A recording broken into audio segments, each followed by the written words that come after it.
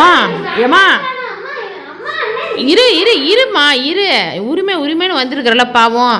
அப்படின்னா உரிமையை நீ தெரிஞ்சுக்கிட்டு தானேம்மா போகணும்.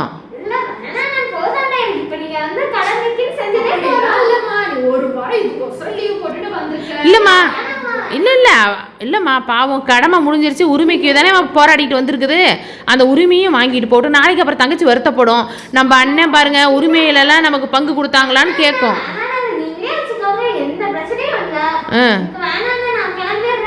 ஒரு நிமிஷம் அவசரப்படாத உட்காருமா. வேணாம் இருமா வேணான்னு சொல்லிட்டியாம்மா.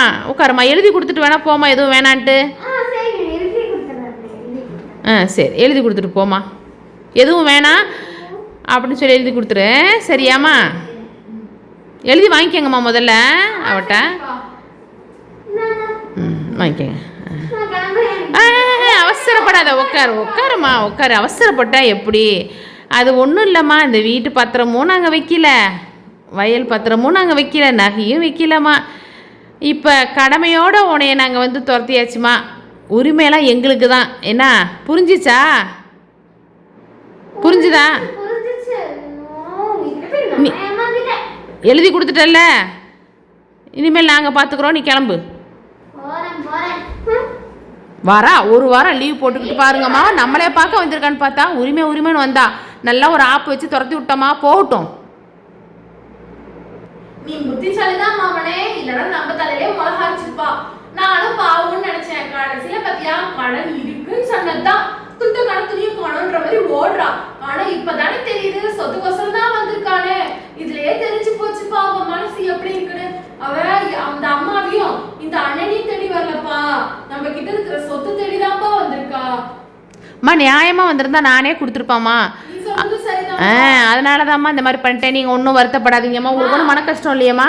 அதெல்லாம் இல்லப்பா, நானே நினைச்சப்பா. சரி பையனுக்கு பாரு பொண்ணுக்கு பாரு அப்படி கொடுத்துடலாம் கூட நான் நினைச்சப்பா. ஆனா இப்ப மனசுல இப்படி ஒரு எண்ணம் இருக்குன்னு தெரிஞ்சிருச்சுப்பா. நான் அதனாலதான்ப்பா என் மனசையே நான் மாத்திக்கிட்டேன். எல்லாமே உனக்கு தான்ப்பா.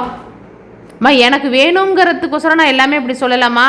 அவள் வந்த நோக்கத்துக்கு, ஏன்னா வந்த உடனே ஒரு 4 நாள் கழிச்சு 3 நாள் கழிச்சு நம்மகிட்ட பேசியிருந்தா கூட மனசரி இருக்கும். வந்து உட்காரும் போதே இந்த மாதிரி பேசுகிறாள்லம்மா. அப்போ அவள் எவ்வளோ பெரிய ஆளாக இருப்பாம்மா. அதனால தான்மா நான் இந்த மாதிரி பேச வேண்டிய ஆயிடுச்சு.